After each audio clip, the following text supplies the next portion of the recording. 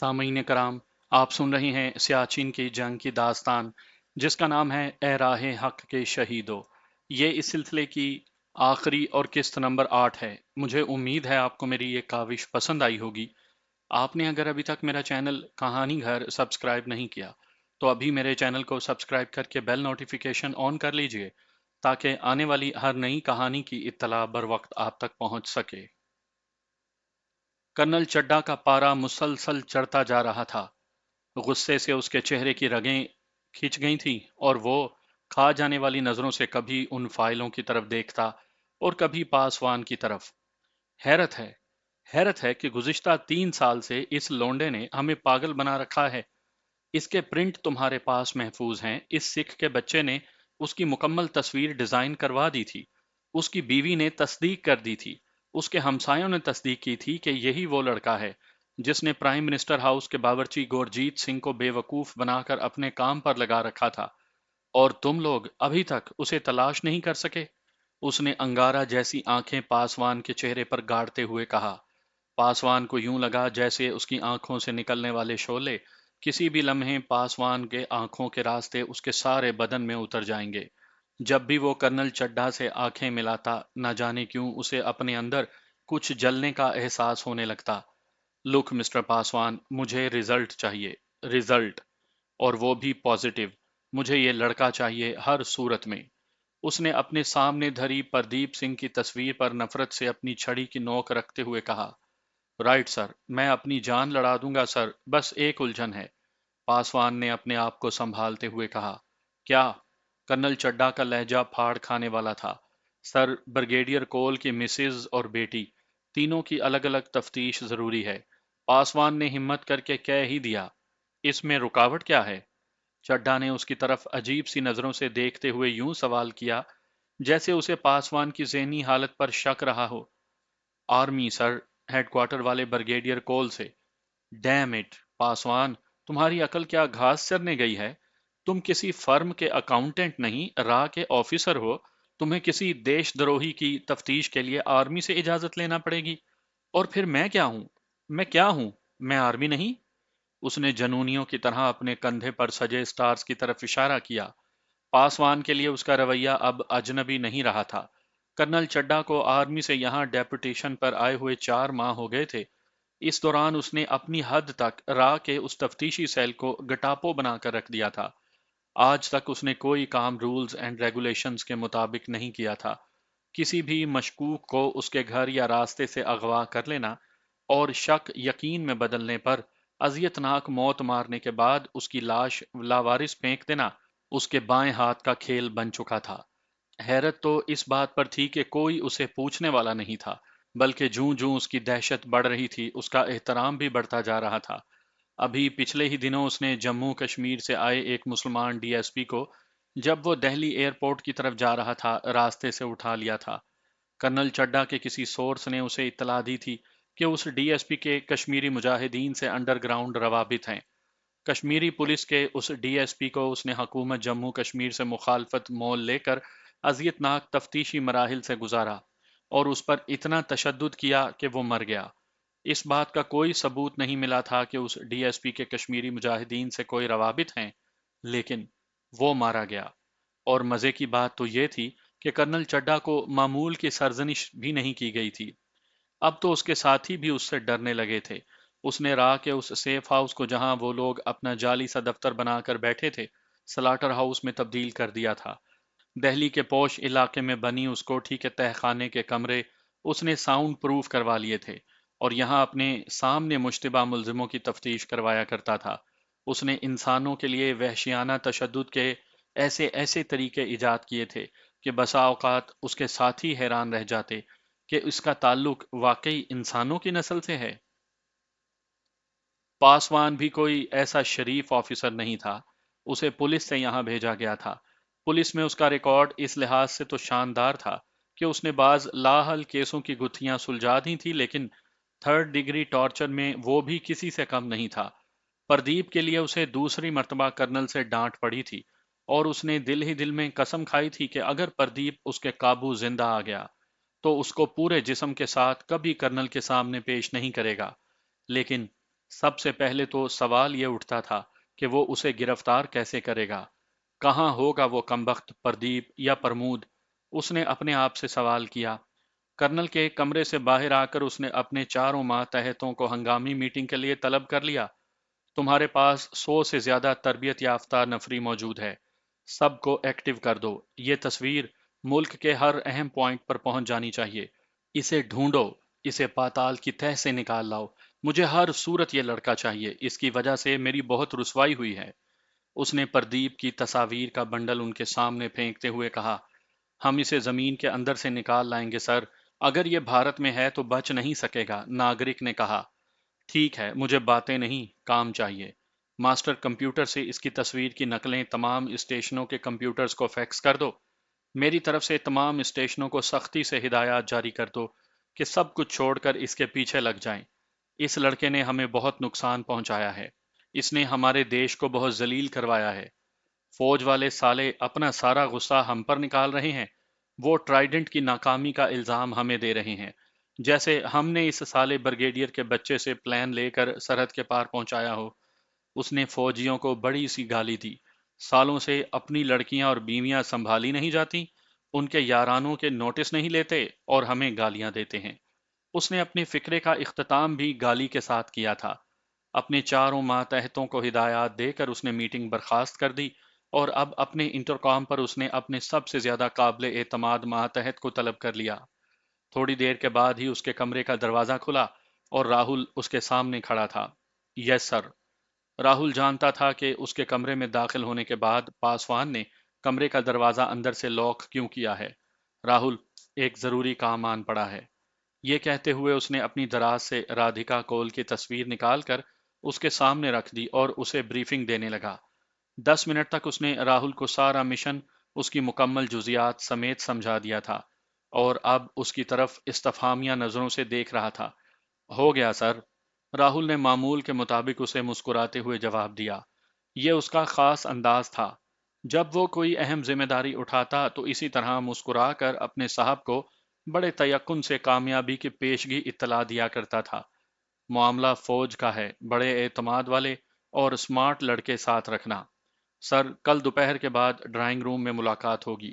اس نے بے تکلفی سے اپنا ہاتھ پاسوان کی طرف بڑھایا۔ گڈ لک، پاسوان نے کہا اور اسے پرجوش مسافے کے بعد رخصت کر دیا۔ ڈرائنگ روم ان کا کوڈ تھا، اس کا مطلب وہ خاص جگہ ہوتی تھی جہاں انہوں نے اپنے شکار کو پہنچانا ہوتا تھا۔ اگلے روز رادھکا کول آج پہلے دن ہی اس حادثے کے بعد معمول کی سیر کے لیے گھر سے نکلی۔ اس نے پردیپ کے ہاتھوں انجام پانے والے اس کارنامے کے لیے لاشعوری طور پر خود کو ذمہ دار سمجھنا شروع کر دیا تھا، کیونکہ پردیپ اس کے ذریعے اس کے گھر تک پہنچا تھا۔ ابھی تک اسے صرف یہ بتایا گیا تھا کہ پردیپ نے اس کے باپ کے کچھ اہم کاغذات چرا لیے تھے اور وہ غیر ملکی جاسوس تھا۔ اسے ان کاغذات کی تفصیلات کا علم نہیں تھا۔ بریگیڈیئر کول نے اسے یقین دہانی کروائی تھی کہ وہ قطعاً رادھکا کو اس کا ذمہ دار نہیں سمجھتے۔ ہمسایہ ملک میں ان کے جاسوس بھی ایسے ہی کام کرتے ہیں اور یہ رادھکا کی نہیں، ان کی اپنی غلطی ہے کہ انہوں نے بلا سوچے سمجھے آنکھیں بند کر کے پردیپ کی ہر بات پر یقین کر لیا۔ لیکن رادھکا مطمئن نہیں ہوئی تھی۔ 7-8 روز وہ اپنے کمرے میں بند رہی، بس کبھی کبھی خاص ضرورت کے تحت گھر کے باہر کا چکر لگا لیتی۔ 7-8 روز تک بریگیڈیئر کول بھی ہیڈ کوارٹر میں مصروف رہا۔ اس دوران ان کے گھر پر مختلف ایجنسیوں کے لوگ آتے اور رادھکا سے انٹرویو کرتے رہے۔ ان میں سے کسی نے بھی اسے احساس نہیں ہونے دیا تھا کہ اس واردات کی ذمہ داری کسی طرح اس پر عائد ہوتی ہے۔ 2-3 روز وہ لوگ آتے جاتے رہے، جس کے بعد انہوں نے آنا جانا بند کر دیا، لیکن رادھکا کی پریشانی ختم نہیں ہوئی تھی۔ اس روز جب بریگیڈیئر کول نے اسے بتایا کہ ایک جنرل کے ساتھ بھی حال ہی میں ایسا واقعہ ہوا ہے، جب اس کا ڈرائیور اس کے اہم کاغذات لے کر فرار ہو گیا، تو اسے قدرے تسلی ہو گئی اور اس نے اس کارروائی کو بھی لڑائی کا ایک حصہ سمجھ لیا۔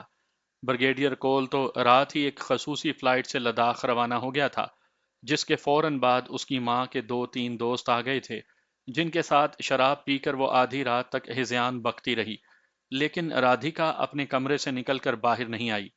صبح اس نے معمول کے مطابق اپنا ٹریک سوٹ پہنا اور گراؤنڈ کی طرف نکل گئی۔ ساری کالونی پر سکوت طاری تھا۔ اتوار کا دن ہونے کی وجہ سے چونکہ چھٹی تھی، اس لیے صبح دم جو دو چار گاڑیاں دکھائی دے جاتی تھیں وہ بھی نظر نہیں آ رہی تھیں۔ رات کی بارش کے اثرات ابھی باقی تھے۔ اس نے معمول کا راستہ اختیار کیا اور اب وہ اپنے بلاک کے آخری کونے والی گلی مڑ رہی تھی۔ ابھی وہ چند قدم ہی چلی تھی جب ایک آرمی کی جیپ اس کے نزدیک آ کر رکی۔ معاف کیجیے، جیپ میں ڈرائیور کے ساتھ والی سیٹ پر میجر کی وردی پہنے ایک نوجوان نے اسے مخاطب کیا۔ یس، رادھیکا رک گئی۔ 45 ایف میں جانا ہے، اس نے بڑے ادب سے رادھیکا سے پوچھا۔ رادھیکا کے گھر کے سامنے والے بنگلے کا نمبر 45 ایف تھا، جہاں کموڈور صاحب رہتے تھے، جن کا ان کے گھر آنا جانا لگا رہتا تھا۔ وہ ہاتھ کے اشارے سے میجر کو ایڈریس سمجھانے لگی۔ جیپ کا پچھلا دروازہ کب کھلا؟ اس سے وہ لمبا تڑنگا صوبے دار کی وردی والا نوجوان کب باہر نکلا؟ اس نے اپنے ہاتھ میں موجود رومال کو رادھیکا کے منہ پر کب رکھا؟ میجر نے کیسے اس کی مدد کی؟ رادھیکا کو کسی بات کا علم نہیں ہو سکا۔ اسے صرف اتنا یاد تھا کہ کسی نے اس کے دونوں بازو جکڑ کر اس کے ناک پر رومال رکھا اور وہ بے ہوش ہو گئی، جس کے بعد اس کی آنکھ یہاں اس کمرے میں کھلی تھی۔ رادھیکا کو ہوش آیا تو وہ ایک بیڈ روم پر موجود تھی، لیکن یہ اس کے گھر کا بیڈ روم نہیں تھا، البتہ کمرہ بڑی نفاست سے سجایا گیا تھا۔ گھبراہٹ میں وہ اچانک ہڑبڑا کر اٹھی، لیکن چکرا کر دوبارہ بستر پر گر گئی۔ اس کا سر بہت بھاری ہو رہا تھا، شاید بے ہوش کر دینے والی دوا اس نے کچھ زیادہ مقدار میں سونگھ لی تھی۔ خوف کے مارے اس کی گھگی بن گئی، کیونکہ ہوش میں آنے کے بعد اس پر پہلا انکشاف یہی ہوا تھا کہ اسے اغوا کیا گیا ہے، اور اپنے گھر پر چند روز پہلے گزرنے والی اس قیامت کے بعد اس کا یوں اچانک اغوا ہونا اس کی جان نکالنے کے لیے کافی تھا۔ اچانک ہی اس کے سامنے کا دروازہ کھلا اور ایک خوبصورت خاتون اندر داخل ہوئی۔ رادھیکا اٹھ کر بیٹھ گئی۔ کون ہو تم؟ میں کہاں ہوں؟ اس نے غصے اور خوف کے ملے جلے تاثرات لیے بڑی مشکل سے دو فقرے ادا کیے۔ آپ جہاں بھی ہیں بالکل محفوظ ہیں، خود کو نارمل رکھیں، مطمئن رہیں اور یہ پی لیں، آپ کی طبیعت ٹھیک ہو جائے گی۔ اس نے اطمینان سے اپنے عقب میں دروازہ لاک کرنے کے بعد رادھیکا کی طرف تازہ کافی کا مگ بڑھایا، جو شاید ابھی وہ اس کے لیے بنا کر لائی تھی۔ رادھیکا نے دیکھا کمرے کی ایک دیوار پر شری گنیش کی پینٹنگ موجود تھی۔ یہ بات اس کے لیے قدرے باعث اطمینان بنی، کم از کم اب وہ اس بات کا تصور کر سکتی تھی کہ وہ اپنے ہی دیش میں ہے۔ دیکھو، تم جو کوئی بھی ہو، تمہیں کوئی غلط فہمی ہوئی ہے۔ میں بریگیڈیئر کول کی سپوتری ہوں اور میں تم سب کو کتے کی موت مروا دوں گی۔ اس نے لڑکی کو قریباً روحانسی آواز میں گالیاں دینا شروع کر دیں۔ دیکھیے مس، آپ جتنی دیر نارمل ہونے میں لگائیں گی اتنا ہی آپ کے لیے برا ہوگا۔ اس سے آپ کی جسمانی اور دماغی دونوں طرح کی صحت کو خطرہ رہے گا۔ میں نے آپ کو بتایا ہے کہ آپ جہاں بھی ہیں خیریت سے ہیں، اس کے بعد آپ کی مرضی۔ یہ کہتے ہوئے اس نے کافی کا مگ اس کے سرہانے دھری ایک میز پر رکھا اور جس طرح اطمینان سے آئی تھی اسی طرح اطمینان سے باہر چلی گئی۔ رادھیکا اس کے عقب میں اس کی طرف لپکی، لیکن دروازے سے زور آزمائی کے بعد وہ بستر پر نڈھال ہو کر گر گئی، کیونکہ دروازہ باہر سے لاک ہو چکا تھا۔ رادھیکا چند منٹ تک بچوں کی طرح آنسو بہاتی رہی، پھر اس نے بادل نخواستہ وہ کافی جو اب قدرے ٹھنڈی ہو گئی تھی پی لی۔ یہ اس کی عادت تھی، شاید اسے اغوا کرنے والوں کو اس کی اس عادت کا بھی علم رہا ہوگا۔ اس نے سوچا۔ کافی پینے کے بعد وہ قدرے پرسکون ہو گئی تھی۔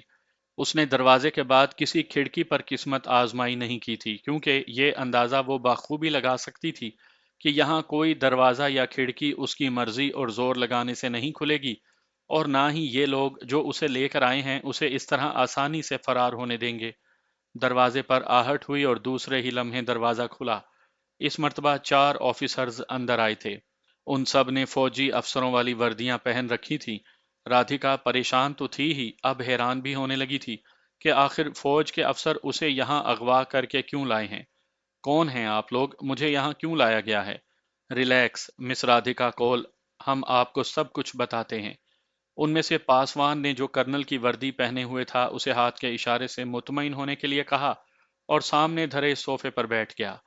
ہم آرمی کے لوگ ضرور ہیں لیکن تمہارے باپ کی طرح مہذب نہیں، اس لیے چپ چاپ ہمارے سوالوں کے جواب دو، ورنہ یاد رکھنا۔ پاسوان نے اسے پھاڑ کھانے والے لہجے میں کہا، شٹ اپ۔ رادھیکا نے چیختے ہوئے کہا، لیکن دوسرے ہی لمحے اس کی چیخ سے زیادہ بلند آواز اس کے منہ پر لگنے والے زوردار تھپڑ سے پیدا ہوئی تھی۔ یہ تھپڑ اس کے منہ پر پاسوان کے ساتھ آئے ایک کیپٹن نے مارا تھا۔ رادھکا چکرا کر دوبارہ پلنگ پر جا پڑی۔ دوسرے ہی لمحے اس پر پاسوان چھلانگ لگا کر سوار ہو گیا۔ اس نے وحشیوں کی طرح رادھکا کو پیٹنا شروع کر دیا۔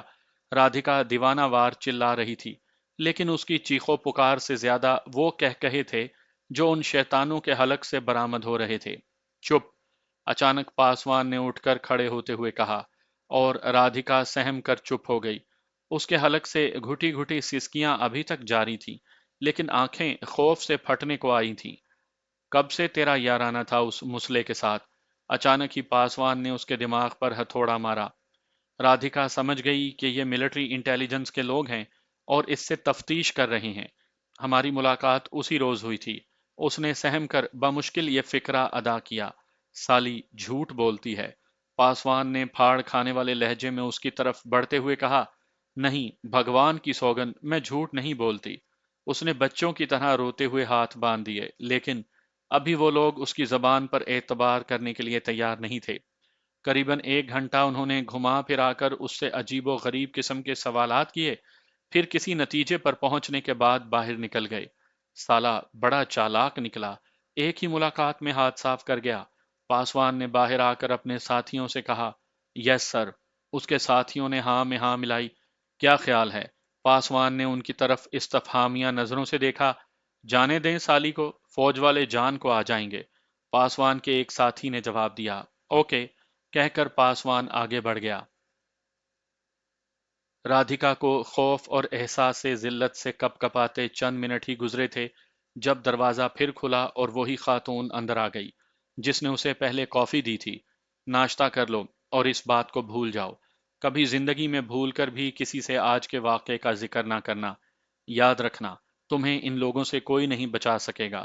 تمہارا باپ بریگیڈیئر کول بھی نہیں۔ اس نے چائے بنا کر ٹرالی اس کی طرف دھکیلتے ہوئے کہا۔ رادھکا خاموش رہی۔ اسے ڈر تھا کہ اگر کوئی لفظ زبان سے نکالا تو اس کی پہلے کی طرح شامت نہ آ جائے۔ اپنی سسکیاں روکتے ہوئے اس نے کسی نہ کسی طرح چائے زہر مار کی، اور ابھی بمشکل چائے ختم ہی کی تھی جب اس کے 14 طبق روشن ہو گئے۔ وہ منہ کے بل بستر پر جا گری۔ اس کے بعد اسے ہوش نہیں رہی۔ اس مرتبہ اسے ہوش آیا تو وہ اپنے گھر کے نزدیک ایک چھوٹے سے پارک کے بینچ پر لیٹی تھی۔ خیریت گزری کہ دوپہر کے اس وقت وہاں کوئی اور موجود نہیں تھا، ورنہ اچھا خاصا تماشا لگ جاتا۔ آنکھیں ملتے ہوئے وہ اٹھی اور خود کو نارمل کرنے کے بعد تیز تیز قدموں سے چوروں کی طرح اپنے گھر کی طرف چل دی۔ گھر کے برآمدے میں اس کی پریشان ماں اپنے نوکروں کے ساتھ چکر کاٹ رہی تھی۔ بیبی، تم کہاں تھی سویٹی؟ اس کی شکل پر نظر پڑتے ہی مسز کول اس کی طرف لپکی، اور اپنی ماں کی باہوں میں سمٹ کر رادھکا نے بچوں کی طرح چیخ چیخ کر رونا شروع کر دیا۔ بدقت تمام مسز کول نے اسے نارمل کیا، اور جب اس نے مسز کول کو اپنے ساتھ گزرنے والی قیامت سے آگاہ کیا تو اس نے غصے سے بے قابو ہو کر زور زور سے گالیاں دینا شروع کر دیں۔ اگلے ہی لمحے وہ ٹیلی فون پر بریگیڈیئر کول سے رابطہ کر رہی تھی۔ رابطہ ہونے پر اس نے مغلظات کے ساتھ بریگیڈیئر کول کو ساری کہانی سنا دی، جس نے یہ کہانی ہیڈ کوارٹر میں اپنے جنرل تک پہنچا دی۔ شام گئے تک یہ بات ثابت ہو چکی تھی کہ آرمی کی کسی ایجنسی نے رادھکا کو اغوا نہیں کیا، جس کا سیدھا مطلب یہی تھا کہ اسے اغوا کرنے والے اور کوئی نہیں، را کے لوگ ہی تھے، جنہوں نے رادھکا کو دھوکہ دینے کے لیے آرمی کی یونیفارم پہن رکھی تھی۔ ہیڈ کوارٹر کی طرف سے سخت احتجاج را تک پہنچایا گیا، جہاں سے حسب معمول اس واقعے سے لا علمی کا جواب آ گیا، لیکن بریگیڈیئر کول کو اچھی طرح پتا تھا کہ یہ حرکت را کے علاوہ اور کوئی نہیں کر سکتا۔ وہ خون کے گھونٹ پی کر رہ گیا۔ سر، لڑکی کا بیان صحیح ہے، پاسوان نے اس روز سپہر کرنل کو رپورٹ پیش کی۔ حیرت ہے، ایک ہی روز میں یہ کارنامہ انجام پا گیا۔ کرنل نے عجیب سے لہجے میں کہا، سر مجھے خود اس بات پر یقین نہیں آ رہا تھا، لیکن یقین کرنا پڑا۔ اگر وہ جھوٹ بولتی یا اس گھرانے سے متعلق کوئی بھی شک ہمیں پیدا ہو جاتا تو ہم لڑکی کو زندہ گھر تک نہ پہنچا آتے، پاسوان نے بڑے فخر سے کہا۔ کرنل جانتا تھا پاسوان صحیح کہہ رہا ہے۔ اس سے پہلے اس نے گزشتہ 2-3 ماہ ہی میں پاسوان کے ہاتھوں 3-4 ایسے قتل کروا دیے تھے۔ وہ لوگ عدالتی فیصلوں کا انتظار کرنے کے کبھی قائل نہیں رہے تھے، اور کسی بھی ملزم پر شک گزرنے کی صورت میں انصاف بھی خود ہی کر دینے کے قائل تھے۔ پاسوان، ایئرپورٹ سے آغاز کرو उस रोज की तमाम फ्लाइटों का शेड्यूल लो, उनके कनेक्शन तलाश करो, हर मुश्तबा शहर में फैल जाओ। मुझे ये लड़का हर सूरत में चाहिए, जिंदा या मुर्दा। मैं कोई शर्त आयद नहीं कर रहा। कर्नल ने गुस्से से बेकाबू होकर कहा। मैंने आज ये काम शुरू कर दिया है सर, पासवान ने चापलूसी के अंदाज में कहा। Well done. कर्नल ने उसे शाबाश दी और प्रदीप की गिरफ्तारी से मुतल्लिक एक तफसीली प्रोग्राम तय करने के बाद पासवान बाहर आ गया। अब वो एक क्रैश प्रोग्राम शुरू करने जा रहा था। रा ने अगले 3 रोज के बाद अपने दर्जनों एजेंटों के जरिए हर मुमकिन मालूमात हासिल करने के बाद ये अंदाजा लगा लिया था कि उनका शिकार मद्रास या लखनऊ दोनों में से किसी एक शहर में गायब हुआ था, और अब उनके सैकड़ों एजेंट, जिनमें बाकायदा और बेकायदा दोनों तरह के लोग शामिल थे, उसकी तलाश में शिकारी कुत्तों की तरह दर दर की खाक छान रहे थे। इस ऑपरेशन का दायरा बढ़ाते हुए रा ने सीबीआई यानी सेंट्रल ब्यूरो ऑफ इंटेलिजेंस और आईबी यानी इंटेलिजेंस ब्यूरो की खिदमात भी हासिल कर ली थी। अब ये एक ज्वाइंट ऑपरेशन था जिसकी कमांड कर्नल चड्डा और उस मुश्तरका सर्च ऑपरेशन को पासवान कोऑर्डिनेट कर रहा था। प्रदीप की सैकड़ों तस्वीर के साथ ये लोग रूबा अमल थे और हर लम्हे की रिपोर्ट दिल्ली में कर्नल के सामने पहुंच रही थी। तीसरे रोज शाम गए राह ने तस्दीक कर ली कि चंद रोज पहले इस शक्लो सूरत जैसे एक नौजवान ने लखनऊ के एक होटल में कयाम किया था, लेकिन उसकी कयाम की मुद्दत बमुश्किल 30 घंटे थी। होटल के काउंटर वाली लड़की और उस बहरे ने यकीन के साथ कहा था कि उन्होंने ऐसी ही शक्लो सूरत के नौजवान को देखा था। उसके कवायफ होटल के रजिस्टर से हासिल किए गए तो तमाम जाली साबित हुए और उनसे किसी किस्म का कोई क्ल्यू नहीं मिलता था। लेकिन राह ने हिम्मत नहीं हारी। उन्होंने यूपी और उसके हर काबिल जिक्र शहर और कस्बे तक अपना ऑपरेशन फैला दिया था। मान सिंह सहगल टेक्सटाइल मिल में काम करता था। लखनऊ के नवाही इलाके में वाक़या इस मिल में उसने 2 माह पहले ही नौकरी हासिल की थी और अपनी तरबियत के बल बूते पर लखनऊ शहर में राह के नेट से दोस्ती भी कर ली थी। इंस्पेक्टर शाम से उसकी 15-20 रोज में ही गाड़ी छीनने लगी थी। दोनों अक्सर शाम के बाद लखनऊ शहर में लक्ष्मण नवास जाया करते थे, क्योंकि क्लासिकल म्यूजिक दोनों की कमजोरी थी और मान सिंह को उस पर बड़ा अबूर हासिल था। वो हारमोनियम अच्छी तरह बजा लेता था और थोड़ा बहुत गा भी लेता था। उस रोज जब शाम से उसकी मुलाकात करीबन 3 रोज के वक्फे से हुई तो शाम कुछ परेशान दिखाई दे रहा था। खैरियत महाराज, 3 दिन कहाँ गायब रहे? मान सिंह ने छुटते ही पूछा। बस यार कुछ ना पूछो, हमें तो दिल्ली वालों ने 3 रोज से बुरी तरह नचा रखा है, शाम ने बददिली से कहा। क्या मतलब? मान सिंह का तजस्सुस बढ़ा। यार क्या मतलब बताऊं, एक पाकिस्तानी जासूस दिल्ली में हाथ कर गया है। उन सालों के साथ वहां तो कुछ कर नहीं सके, अब हमारी जान को आ गए हैं। 3 दिन से मुसीबत डाल रखी है कि ये जासूस यहाँ लखनऊ में छुपा है। जाने साला कहाँ से आ गया यहाँ। शाम ने बेजारी से कहा। भाई वो सही भी तो हो सकते हैं, अभी पिछले दिनों अखबार में खबरें तो शाया हुई थी, मान सिंह ने लुकमा दिया। यार मान सिंह, जाने दे, मेरा पहले ही दिमाग चला हुआ है। आज कुछ वक्त निकाल कर आया हूं। यहाँ इस शहर में शाम की नजरों से क्या बच सकता है? शहर का कौन सा माफिया है जिससे हम वाकिफ नहीं? किस इमाम बाड़े या मिजार तक हमारी रसाई नहीं? साले यूं ही हाँक रहे हैं। शाम ने कहा। यार कोई तस्वीर वगैरह है उसकी? हम भी तेरे मुखबिर हैं प्यारे। मान सिंह ने मुस्कुराते हुए पूछा। ये ले, तू भी शौक पूरा कर ले। कहते हुए इंस्पेक्टर शाम ने एक तस्वीर जो कंप्यूटर ने तैयार की थी और जिसकी सैकड़ों कॉपियां करवाई गई थीं उसे दिखा दी। तस्वीर पर एक नज़र डालने से एक मर्तबा तो उसके दिल की धक धक कुछ बढ़ी, लेकिन क्या मजाल जो उसके चेहरे के तासुरात जरा भी बदले हों। तो ये जाते शरीफ हैं। यार शक्ल से तो बड़ा सीधा साधा दिखाई देता है। मान सिंह ने उसे कुरेदते हुए लुकमा दिया। लानत भेज यार, हमें क्या लेना देना। हाँ, वो फैज अली खान के तबले का प्रोग्राम कब हो रहा है? शाम ने डायरी बंद करके अपने हाथ में पकड़ते हुए पूछा, और मान सिंह ने भी ज्यादा गुफ्तगू इस मौजू पर करना मुनासिब ना समझा। दोनों मौसीकी की बातें करते रहे। रात का खाना उन्होंने हस्बे साबिक एक मुस्लिम होटल में खाया। दोनों को यहाँ के कबाब बहुत पसंद थे और दोनों अपने धर्म को भ्रष्ट करके ये कबाब खाया करते थे। रात गए शाम उससे अगले रोज मुलाकात का वादा करके रुखसत हो गया। मान सिंह उसकी मोटरसाइकिल पर बैठकर नजदीकी मार्केट तक गया था, जहां से उसने कुछ सौदा सलफ खरीदा और उसके बाद अपने क्वार्टर पर जाना था। شام نے اسے کوارٹر تک پہنچانے کی فراخ دلانہ پیشکش کی تھی، لیکن اس نے انکار کر دیا کیونکہ اس کے مطابق شام کو پہلے ہی خاصی دیر ہو گئی تھی۔ شام کی روانگی کے 15-20 منٹ کے بعد تک وہ ادھر ادھر خواہ مخواہ گھومتا رہا، پھر ایک پی سی او میں گھس گیا، جہاں سے اس نے ایک اور ملک کا نمبر ملایا اور دوسری طرف لائن ملنے پر بڑے جوش و خروش سے خیریت دریافت کی۔ انکل یہاں بڑی تشویش ہے، سنا ہے اجو میاں بڑے بیمار ہیں، اس نے فوراً بعد ہی کہہ دیا۔ دوسری طرف ذرا خاموشی کے بعد پوچھا گیا، اچھا ہمیں تو خبر ہی نہیں تھی، آپ انہیں فوراً بڑے ہسپتال پہنچائیں، یہاں تو کوئی ڈھنگ کا ہسپتال نہیں رہا۔ اس نے نارمل لہجے میں کہا، اللہ خیر کرے گا، تم زیادہ تشویش نہ کرنا، میں ابھی تمہارے چچا کو کہے دیتا ہوں۔ دوسری طرف سے جواب آیا، بس ایک لمحے کی تاخیر نہیں ہونی چاہیے۔ مان سنگھ نے بالکل لکھنوی انداز سے بات کی تھی۔ خدا حافظ۔ دوسری طرف سے سلسلہ کٹ گیا۔ اس فون کے دوسرے روز رات کو اس کی فیکٹری میں اس کے ماموں کا فون آیا، جو ہفتے میں ایک آدھ مرتبہ اس سے فون پر خیریت دریافت کر لیا کرتے تھے۔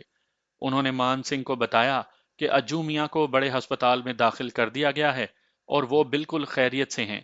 شکر ہے بھگوان کا۔ مان سنگھ کو یوں لگا جیسے اس کے سر سے بوجھ اتر گیا ہو۔ پردیپ سنگھ نے اجو میاں کے نام سے یہاں قیام کیا تھا اور اب وہ محفوظ ہاتھوں میں پہنچ چکا تھا، جہاں کرنل صاحب نے اسے کہہ دیا تھا کہ اب وہ لمبے عرصے تک سرحد پار نہیں جائے گا کیونکہ بڑی بے چینی سے اس کا انتظار کیا جا رہا ہے۔ نوید ٹاپ اور کامران ٹاپ دو مضبوط کیلوں کی طرح دشمن کے تابوت میں ٹھونک دیے گئے تھے۔ 22,000 فٹ کی بلندی پر واقع ان پوسٹوں کا قیام اس بات کا اعلان تھا کہ ہم ناقابل تسخیر ہیں۔ ایوی ایشن کی مدد سے نوید ٹاپ پر اپنے جوانوں کو اتارنے کے بعد مطمئن ہو کر نہیں بیٹھا جا سکتا تھا۔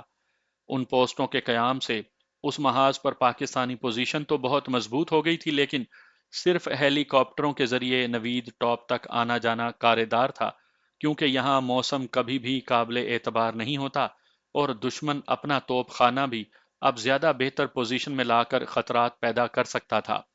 نوید ٹاپ تک زمین سے راستہ بنانا ناگزیر تھا۔ اس راستے کے ذریعے یہاں موجود جوانوں کو راشن اور کمک پہنچائی جا سکتی تھی۔ زمینی راستہ بنانے کی سعادت کیپٹن طارق حسین کا نصیب بنی۔ انہیں اپنی پلاٹون کے ساتھ نوید ٹاپ کے شمال سے دشمن کی آگرہ ون پوسٹ کی طرف یلغار کا حکم ملا۔ 22 اپریل کی شام کیپٹن طارق حسین اپنی پلاٹون کے ساتھ عازم سفر ہوئے۔ یہ راستہ بڑا خطرناک اور جان لیوا تھا۔ خنجر جیسی تیز دھار والا پہاڑی راستہ، جہاں قدم قدم پر نیزے کی انی کی طرح چٹانیں ان کی منتظر تھیں۔ برفیلی کھائیاں اور موت کے غار صدیوں سے اپنے منہ پھاڑے موجود تھے، لیکن کیپٹن طارق حسین اور ان کے جیالوں کے لیے یہ کوئی نئی بات نہیں تھی۔ رات کے اندھیرے میں دشمن کی نظروں میں دھول جھونک کر اس راستے پر سفر کرنا دنیا کے کسی بھی ذی شعور کے نزدیک خودکشی کے مترادف تھا، لیکن انہیں یہ سفر کرنا تھا۔ وہ دنیا کی عسکری تاریخ کا ایسا باب رقم کر رہے تھے جس کی نظیر آنے والی صدیوں میں بھی شاید قائم نہ ہو۔ اپنی پیٹھ پر 30 کلوگرام کا وزن اٹھائے ہر صف شکن کمال ہمت سے رسوں اور کو پیمائی کے سامان کے ساتھ اللہ کی نصرت کے بھروسے پر بڑھتا چلا گیا۔ 22 اپریل کی شام کو انہوں نے پہلا مارکا سر کیا اور طارق 1 کیمپ قائم کر دیا۔ 23 اپریل کی شام تک طارق 2 کیمپ قائم ہو چکا تھا اور 1 مئی تک وہ دشمن کی پوسٹ آگرہ 2 سے بمشکل 300 فٹ کے فاصلے پر اپنا آخری کیمپ طارق 3 قائم کر چکے تھے۔ یہ دشمن کے لیے ناقابل یقین سرپرائز تھا۔ تیز برفانی طوفان میں اللہ کے ان پراسرار بندوں نے یہ سفر کیسے طے کیا؟ انسانی عقل اس سوال کا جواب کبھی نہیں دے پائے گی۔ ان کے خاکی جسموں میں کیا قوت سما گئی تھی، انسانی ادراک اور فہم سے بالا تر ہے۔ بظاہر کسی گوشت پوست کے انسان سے ایسے کارناموں کی توقع عبث ہے، لیکن قوت ایمانی اور مادر وطن کے عشق سے سرشار ان سرفروشوں کے سامنے موسم کی تمام عذابناکیاں مفتوح ہو گئیں۔ وہ فاتحوں کی طرح آگے بڑھے اور دشمن کو دو اطراف سے اپنے شکنجے میں جکڑ لیا۔ نوید ٹاپ اور اب طارق پوسٹ کے درمیان دشمن پھنس گیا تھا۔ اب اس کے لیے حملہ کرنا تو ناممکن تھا ہی، اپنی جان بچانا بھی ممکن نہیں رہا تھا۔ چومک سیکٹر میں بھارتی اس سرپرائز سے بالکل بوکھلا گئے۔ ان کی وائرلیس سیٹوں سے خوف زدہ آوازیں سنائی دے رہی تھیں۔ وہ پاکستانی جوانوں کو مافوق الفطرت جان رہے تھے۔ ان کی آوازیں شکست کی آئینہ دار تھیں۔ ان کا مورال تباہ ہو چکا تھا۔ جن امیدوں کے ساتھ انہیں اس محاذ پر بھیجا گیا تھا ان پر مکمل برف جم چکی تھی۔ انہیں بھی بتایا جاتا تھا کہ ان کا دشمن عددی لحاظ سے ہی نہیں، اسلحی لحاظ سے بھی ان کا ہمسر نہیں، اور وہ جب چاہیں اسے زیر کر لیں گے، لیکن اس کے برعکس یہاں صورتحال ہی مختلف تھی۔ اپنے گرم خیموں میں مقیم بھارتی ہر خود کو محفوظ خیال یہاں کرتے تھے۔ ان کی پوسٹیں ہزاروں فٹ کی بلندیوں پر مبنی ہوتی تھیں۔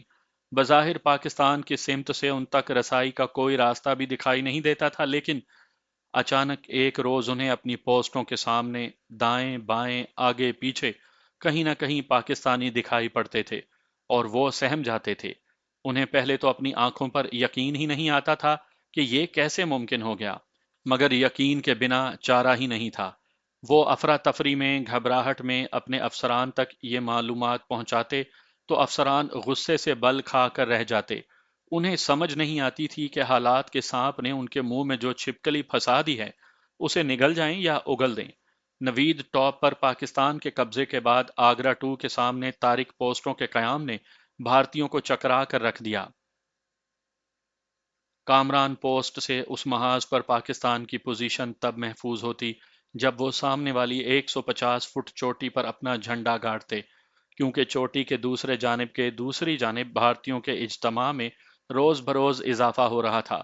محفوظ راستہ اور رسائی ہونے کی وجہ سے وہ یہاں جدید ترین اسلحہ اور ضروریات زندگی آسانی سے پہنچا رہے تھے۔ شاید اس مرتبہ وہ بہترین تیاری کے ساتھ کامران پوسٹ پر حملہ آور ہونا چاہتے تھے۔ دشمن کے اندیے کو بھانپتے ہوئے اس بات کی ضرورت محسوس کی گئی کہ اسے ایک اور زبردست سرپرائز دیا جائے، اور جتنی جلدی ممکن ہو چوٹی پر قبضہ کر کے دوسری طرف موجود دشمن کے سر پر عذاب مسلط کر دیا جائے۔ ایسا سوچا تو جا سکتا تھا، لیکن یہاں پہاڑ کی ترچھی نوکدار اور منجمد برف کی سطح پر چل کر چوٹی تک پہنچنا جوئے شیر لانے کے مترادف تھا۔ میجر عبد الرحمان بلال نے اس انتہائی مشکل مہم پر خود جانے کا فیصلہ کر لیا۔ وہ دشمن پر آخری اور کاری ضرب لگانا چاہتے تھے۔ 30 اپریل کو جب موسم انتہائی خراب ہو رہا تھا اور بھارتی فوجی اپنے مورچوں میں دبک کر موسم کی تباہ کاریوں کے مقابلے کی تیاریاں کر رہے تھے، اس انتہائی خراب موسم میں، انتہائی نامساعد حالات میں بھی عبد الرحمان بلال، کیپٹن ظفر، کیپٹن کامران اور کیپٹن رفاقت اور 7 جوانوں کو ساتھ لے کر نکل پڑے۔ برفانی طوفان اور بادلوں کی وجہ سے ہونے والے اندھیرے میں ہاتھ کو ہاتھ سجائی نہیں دیتا تھا۔ ہر قدم پر موت مختلف روپ دھارے موجود تھی۔ ان حالات میں میجر بلال کی کمان میں جاں بازوں کا یہ قافلہ برفیلے اور منجمد پہاڑ کی اس عمودی بلندی کو چاٹ رہا تھا۔ ایک ایک قدم پر انہیں اپنی اپنی تمام تر توانائیاں مجتمع کر کے اگلا قدم اٹھانا ہوتا تھا۔ شاید قدرت کو ان کی استقامت بھا گئی۔ نامہربان موسم کے باوجود ان کا مشن کامیاب رہا۔ بھارتیوں کو ان کی آمد کا علم تب ہوا جب ان کے مورچوں سے بمشکل 15 گز کے فاصلے پر انہوں نے پوزیشن لے لی۔ اس اچانک اور انتہائی کامیاب ریڈ نے دشمن کو بوکھلا کر رکھ دیا، اس سے پہلے کہ وہ سنبھل پاتے۔ میجر بلال، نائک اسلم اور سپاہی سید جان نے دشمن پر موت کا منہ کا دہانہ کھول دیا۔ اس کے ساتھ ہی سپاہی اشرف کے راکٹ لانچر نے بھارتیوں کو برفیلے جہنم میں دھکیل دیا۔ انتہائی کارگر فائر نے ان کی پوسٹ کے پر خچے اڑا دیے تھے۔ غیرت ایمانی سے للکارتا ہوا سپاہی اشرف نے اپنے راکٹ فائر کرنے کے بعد دشمن کی پوسٹ پر یلغار کی۔ وہ دشمن کی پوزیشن پر آخری حملہ کر رہا تھا جب سامنے کی سمت سے مشین گن کا پورا برسٹ اس کے سینے پر شہادتوں کے درجنوں کمل بکھیر گیا۔ دشمن پوسٹ سے صرف 15 گز کے فاصلے پر اس نے جام شہادت نوش جان کیا۔ شہید کا جسم مبارک پتھریلی برف پر پھسلتا ہوا گہری کھائی کی نظر ہو گیا۔ قدرت نے اسے اپنی آغوش میں سما لیا تھا۔ یہاں سے بھارتی پوسٹ تک برف کی چمکیلی سطح پر اس کے خون کی لکیر جم گئی تھی۔ یہ خون نشان منزل تھا۔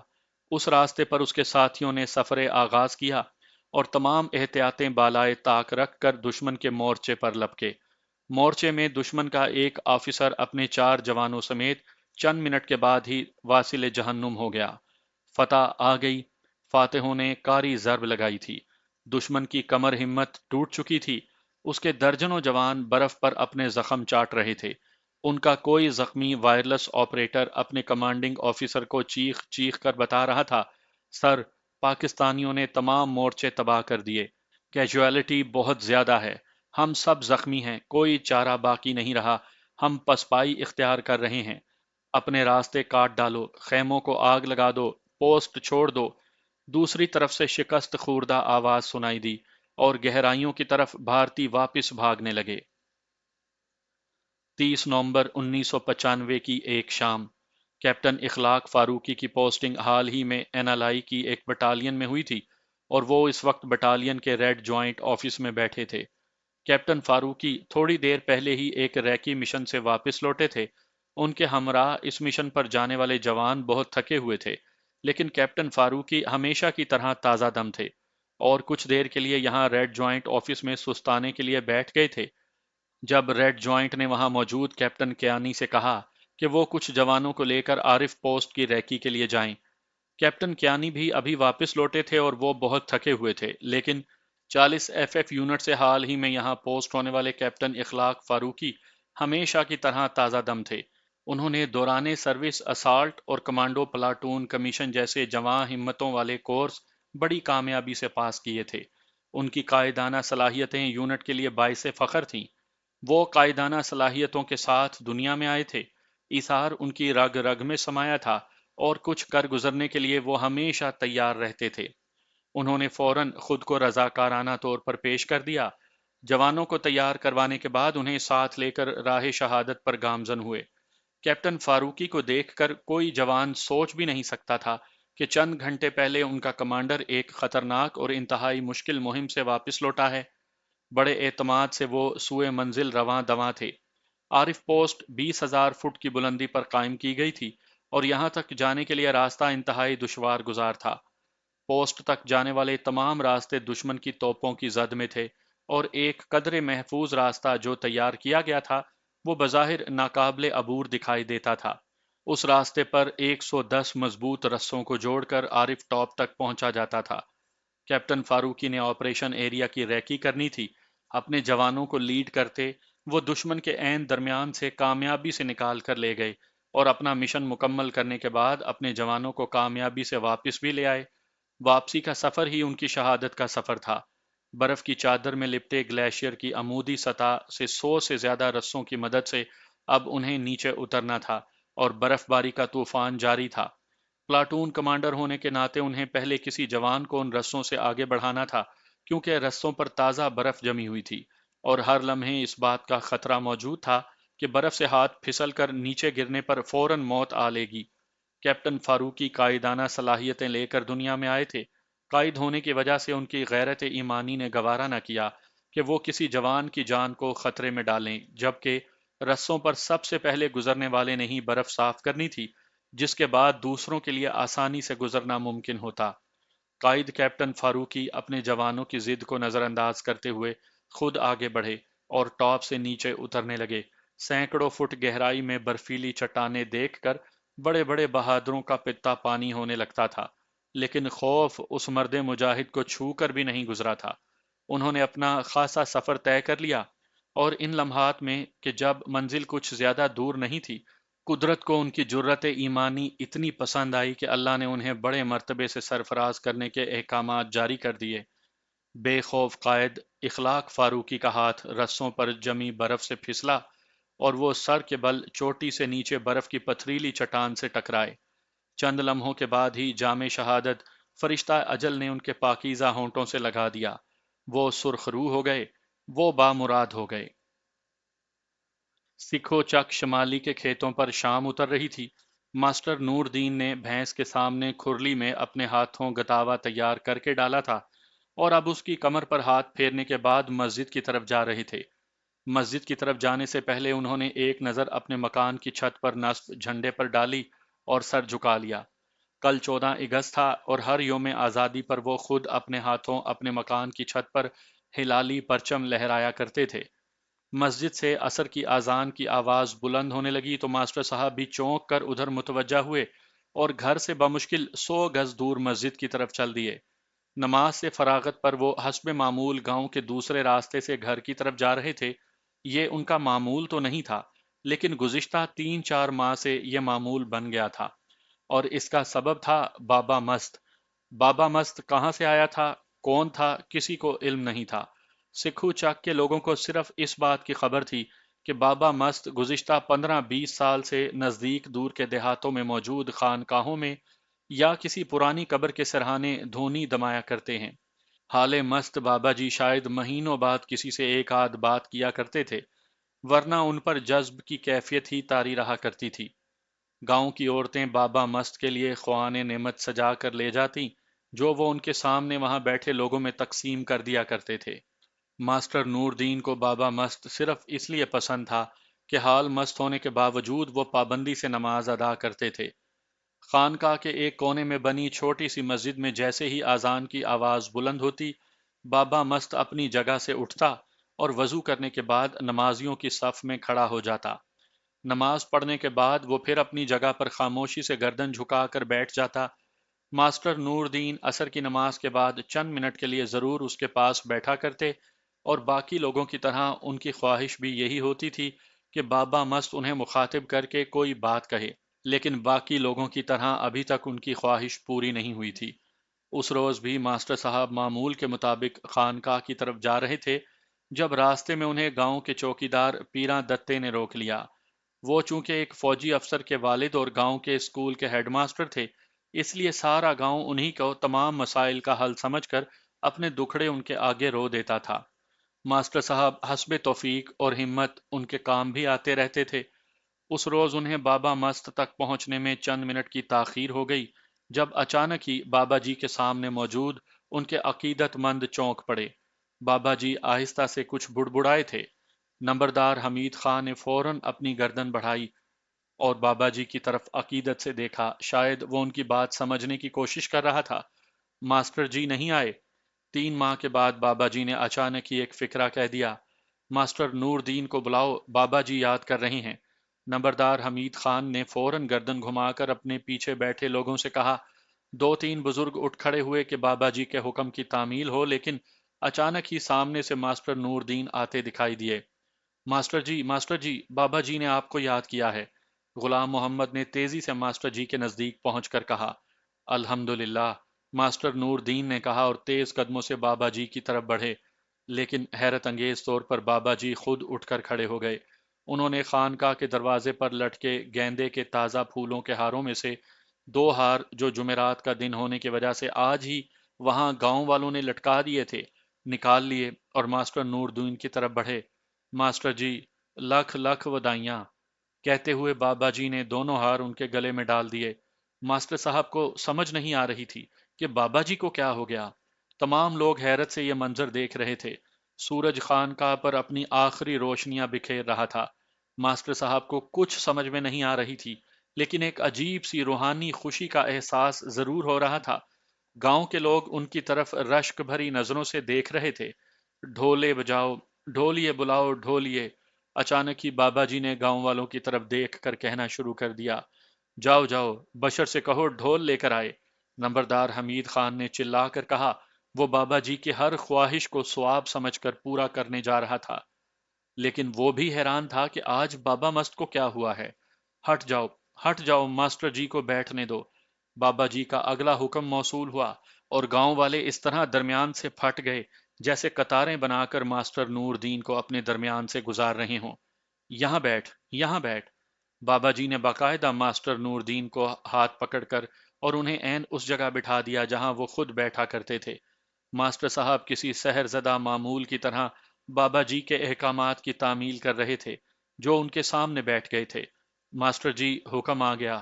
ماسٹر جی، تم بامراد ہو گئے۔ بابا جی نے اچانک ہی ماسٹر صاحب کی طرف دیکھ کر کہا۔ ان کی حالت دیدنی تھی، ایسا جلال ان کے چہرے پر آج تک کسی نے نہیں دیکھا تھا۔ اس اثناء میں بشیر ڈھول والا اپنے ڈھول سمیت بابا جی کے پاس پہنچ گیا تھا۔ ڈگا لا ڈگا۔ بابا جی کی آواز میں جانے کہاں سے ایسا جلال سما گیا تھا۔ انہوں نے بشیر کی طرف دیکھ کر حکم دیا۔ بشیر ڈھول والے نے ڈگا لگا دیا۔ ڈھول بجنے لگا۔ سارا گاؤں ڈھول بجنے کی آواز سے گونج رہا تھا اور بابا مست ماسٹر نور دین کو اپنے سامنے بٹھا کر حال کھیلنے لگا۔ اچانک وہ اپنی جگہ سے اٹھ کر دھمال ڈالنے لگا۔ کسی کی جرت نہیں تھی کہ اس دھمال میں اس کا ساتھ دے۔ سب لوگ مجسم حیرت تھے۔ اچانک بابا جی کا ہاتھ بلند ہوا اور انہوں نے بشیر ڈھول والے کو روک دیا۔ پسینے سے ان کے سارے کپڑے بھیگ رہے تھے۔ صفائیاں کرو، صفائیاں کرو، انہوں نے اگلا حکم جاری کیا، اور خانقاہ کے دروازے پر دھری جھاڑوؤں میں سے ایک جھاڑو اٹھا کر خانقاہ سے ملحقہ قطع اراضی پر پھیرنے لگے۔ ان کی دیکھا دیکھی گاؤں کے باقی لوگ بھی اس کام میں شامل ہو گئے۔ ماسٹر نور دین نے اٹھ کر چاہا کہ وہ بھی خانقاہ کا صحن صاف کر دیں، لیکن اچانک ہی بابا جی اس سے لپٹ گئے۔ نہ نہ، تو نہیں، تو نہیں، تیرا منصب اور ہے، انہوں نے حیران پریشان ماسٹر صاحب سے کہا، اور باقی لوگوں کی طرف متوجہ ہوئے۔ بس کرو، جاؤ، شاباش، جاؤ اپنے اپنے گھروں میں جاؤ، تیاریاں کرو، تیاریاں کرو، دلہا راجہ آ رہا ہے۔ یہ وہ آخری فقرہ تھا جو بابا مست نے کہا، اور اپنی جگہ خاموشی سے جا کر بیٹھ گیا۔ پھر وہ دلہا راجہ کی آمد تک کچھ نہ بولا۔ تھوڑی دیر کے بعد اس نے ہاتھ کے اشارے سے ماسٹر صاحب کو جانے کے لیے کہا۔ ماسٹر صاحب اپنے گھر کی طرف چل دیے۔ 8-10 لوگ ان کے تعاقب میں یوں آ رہے تھے جیسے اچانک انہیں ماسٹر صاحب کو ملنے والی ولایت کا علم ہو گیا ہو۔ ماسٹر صاحب نے ہار گلے سے اتار کر ہاتھ میں پکڑ لیے تھے جب گاؤں والوں کو سامنے پکے راستے 2 فوجی جیپیں اس طرف آتی دکھائی دیں۔ ماسٹر صاحب کا دل دھک سے رہ گیا۔ بابا جی کی ساری بات انہیں سمجھ آ گئی۔ جیپیں ان کے نزدیک آ کر رک گئیں۔ اگلی جیپ سے ایک کرنل صاحب باہر آئے۔ انہوں نے اونچی آواز میں السلام علیکم کہہ کر ماسٹر نور دین صاحب سے متعلق دریافت کیا۔ میرا نام نور دین ہے، ماسٹر صاحب نے دھڑکتے دل سے کہا۔ اس اثنا میں دونوں جیپوں سے باقی افسران اور جوان اتر کر کرنل صاحب کے پیچھے کھڑے ہو گئے تھے۔ میں نے آپ سے کچھ بات کرنی تھی۔ کرنل صاحب نے اپنی ٹوپی سر سے اتار کر ہاتھ میں پکڑ لی تھی۔ میں وہ بات جان گیا ہوں بیٹا، تم بے فکر ہو کر کہہ ڈالو۔ ماسٹر صاحب کو اچانک ہی کسی غیر مرئی قوت نے بوڑھے ماسٹر سے جوان مرد بنا دیا تھا۔ کرنل صاحب اور ان کے ساتھی ان کے احترام میں سر جھکائے کھڑے تھے۔ چند ثانیے کی ہچکچاہٹ کے بعد کرنل صاحب نے بڑے مضبوط لہجے میں کہا، ہمارا تعلق 3rd کمانڈو بٹالین سے ہے۔ آپ کے صاحبزادے شاہد اقبال صاحب دشمن کے خلاف داد شجاعت دیتے ہوئے شہید ہو گئے۔ الحمدللہ، انا للہ و انا الیہ راجعون، ماسٹر نور دین کے منہ سے بے ساختہ نکلا، اور کرنل صاحب کے ساتھی انتہائی احترام اور صبر و رضا کے اس پیکر کی طرف دیکھ رہے تھے۔ انہیں اس بات کی سمجھ نہیں آ رہی تھی کہ ماسٹر صاحب کو کپتان صاحب کی شہادت کا علم ان سے پہلے کیسے ہو گیا۔ کرنل صاحب اور ان کے ساتھیوں کے لیے چائے پانی کا بندوبست کرو، ماسٹر نور دین نے اپنے ساتھ آئے گاؤں والوں کی طرف دیکھ کر کہا، جن کی آنکھیں بھیگ رہی تھیں، اور خود بڑے پروقار قدموں پر اپنے گھر کی طرف چل دیے۔ کرنل صاحب اور ان کے ساتھی ماسٹر صاحب کے پیچھے اس طرح چل رہے تھے جیسے پریڈ گراؤنڈ میں جوان اپنے افسر کے پیچھے مارچ کیا کرتے ہیں۔ نمبردار حمید خان نے 2 لڑکے ماسٹر صاحب کی حویلی کی طرف دوڑا دیے، جہاں ان کے پہنچنے پر چارپائیاں اور موڑے دھرے جا چکے تھے۔ تشریف رکھیں۔ ماسٹر نور دین نے بڑے فخر سے ان کی طرف دیکھ کر ہاتھ کے اشارے سے کہا، اور کرنل صاحب اپنے ساتھیوں سمیت وہاں بیٹھ گئے۔ گاؤں کے لوگ ان کے گرد اکٹھے ہونے لگے تھے۔ نمبردار حمید خان بڑھ بڑھ کر ان غازیوں کی پذیرائی کر رہا تھا جو اس گاؤں کی سرخ روئی کا پیغام لے کر آئے تھے۔ حویلی کے دروازے سے ماسٹر صاحب گھر کے آنگن میں داخل ہوئے تو حشمت بی بی ہاتھ میں سرخ جوڑا پکڑے دکھائی دی۔ لو ماسٹر جی، آپ کہتے تھے دیر ہو گئی؟ ایدا نے آج ہی جوڑا تیار کر دیا، میں ناپ کر آئی ہوں، شاہد اقبال کی دلہن کو بالکل فٹ بیٹھتا ہے۔ ان کی بیگم نے ان کے کچھ کہنے سے پہلے ہی ان سے کہا، شاہد اقبال کی شادی کو 10 روز باقی تھے، اور وہ اگلے 5 روز کے بعد آنے والا تھا۔ حشمت بی بی، تیرا دلہا راجہ جلدی آ گیا، ماسٹر جی نے بھرائی ہوئی آواز میں کہا۔ حشمت بی بی نے پھٹی پھٹی نظروں سے ماسٹر نور محمد کی طرف دیکھا، جن کی داڑھی آنسوؤں سے بھیگ رہی تھی، لیکن جو صبر و رضا کا پیکر بنے اس کے سامنے کھڑے تھے۔ ماسٹر جی، حشمت بی بی کے منہ سے صرف 2 الفاظ نکلے، اور وہ چکرا کر گری، لیکن ماسٹر جی نے انہیں تھام لیا۔ سامنے کمرے میں کیپٹن شاہد اقبال کی بیگم کا داج یعنی جہیز تیار کرتی اس کی بہنیں بھاگ کر باہر آئیں، اور ماسٹر نور دین کی حویلی پر شام غریباں اتر گئی۔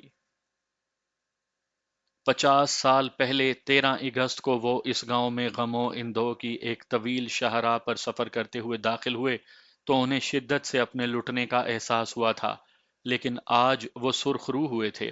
انہوں نے اپنی بھیگی آنکھوں سے سامنے برآمدے کی چھت پر لہراتے سبز ہلالی پرچم پر نگاہ ڈالی، اور نہ جانے کیوں ایک مسکراہٹ ان کے ہونٹوں پر ٹھہر گئی۔ صبر کرو بچیو، صبر کرو، شہید کے درجات کم نہ کرو۔ حشمت بی بی، آج کوئی نہ روئے، آج رونے کا نہیں فخر کرنے کا دن ہے۔ حشمت بی بی، تیرے بیٹے نے ہمارا قد اونچا کر دیا، ہوش کر، تو شہید کی ماں ہے۔ جا، گاؤں والوں سے مبارک بادیاں وصول کر۔ خدا جانے اس لمحے ماسٹر صاحب کی آواز میں کیا رعد کڑک رہی تھی۔ حویلی میں چیخو پکار تھم گئی۔ ماں جی، ابا جی ٹھیک کہتے ہیں، شہیدوں کی مائیں رویا نہیں کرتی۔ شاہد اقبال کی بہن تھرڈ ایئر کی طالبہ زینب نے اپنے دوپٹے کا پلو ڈھنگ سے سر پر رکھتے ہوئے اپنی ماں کا حوصلہ بلند کیا۔ حویلی کے باہر سارا گاؤں اکٹھا ہو رہا تھا۔ نمبردار حمید خان کے آدمیوں نے زمین پر چادریاں بچھانی شروع کر دی تھیں۔ ماسٹر صاحب کو دیکھ کر سب احتراماً کھڑے ہو گئے۔ سارے مجمع پر سکوت طاری تھا۔ مبارک ہو ماسٹر جی۔ اچانک ہی صوبے دار محمد خان کی آواز نے سکوت توڑا۔ وہ ماسٹر صاحب کے ساتھ ہی گرداسپور سے ہجرت کر کے آیا تھا۔ محمد خان، یار تیرا شاگرد بازی لے گیا۔ ماسٹر نور دین حیرت انگیز حد تک نارمل ہو چکے تھے۔ میں نے کہا تھا، میں نے کہا تھا نا نور دین، کہا تھا تجھے، 15 سال پہلے کہا تھا، یہ سب کا نمبر کاٹ دے گا، دیکھ لیا۔ ہم فوجی بوڑھے بھی ہو جائیں نا تو ہماری عقل قائم رہتی ہے۔ محمد خان کی آواز بھر آ گئی۔ وہ شاہد اقبال کو حساب پڑھایا کرتا تھا۔ ریٹائرمنٹ کے بعد اس نے گاؤں کے بچوں کو اپنے گھر مفت پڑھانے کا سلسلہ شروع کیا تھا۔ جس روز شاہد اقبال نے سارے ضلع میں ٹاپ کیا، اس نے ماسٹر نور دین سے کہا تھا، ابھی تو نے دیکھا ہی کیا ہے، دیکھنا، ایک روز میرا شاگرد سب کا نمبر کاٹ دے گا۔ بڑا آیا ہے ماسٹر، ہم فوجیوں سے زیادہ حساب کسی کو نہیں آتا۔ اور آج اس کا شاگرد ٹاپ کر گیا، سب کے نمبر کاٹ گیا۔ ساری رات گاؤں کی فضائیں قرآن کی تلاوت سے گونجتی رہیں۔ الصبح گاؤں کے باہر حمید خان کی زمینوں پر ہیلی کاپٹر اترا اور ماسٹر نور دین کا دلہا، سکھو چک کا راجہ، کیپٹن شاہد اقبال شہید، پاکستانی پرچم میں لپٹ کر باہر آ گیا۔